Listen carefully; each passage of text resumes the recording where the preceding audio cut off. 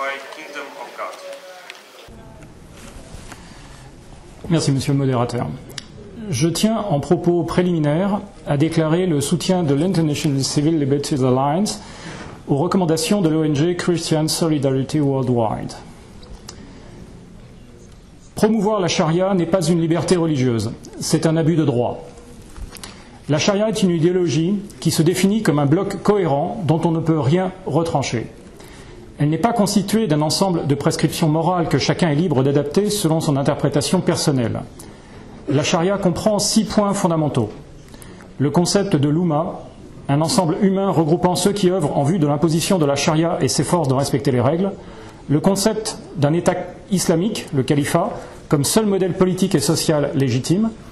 Des règles impératives régulant tous les aspects de la vie en société. Des règles discriminatoires à l'encontre des femmes et des non-musulmans. Le concept de violence légitime pour raison de croyance. Et enfin, le concept de guerre permanente de l'Oumma à l'encontre de tous ceux qui n'obéissent pas à la charia.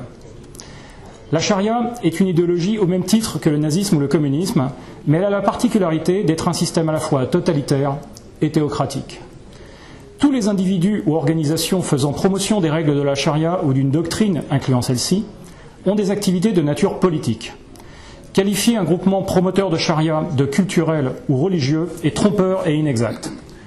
Le seul qualificatif pertinent est théocratico-totalitaire. Aucun pays véritablement respectueux des libertés individuelles ne peut tolérer l'activité de tels groupes qui sont une menace grave pour les droits humains et les institutions démocratiques. Recommandation.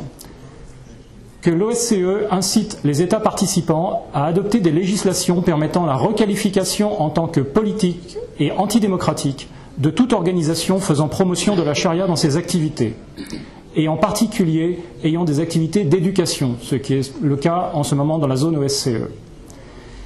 Et enfin, que dans l'élaboration de ces législations, le BIDDH veille au respect d'un cadre respectuant scrupuleusement les libertés de conscience et de culte des autres groupes et individus. Je vous remercie.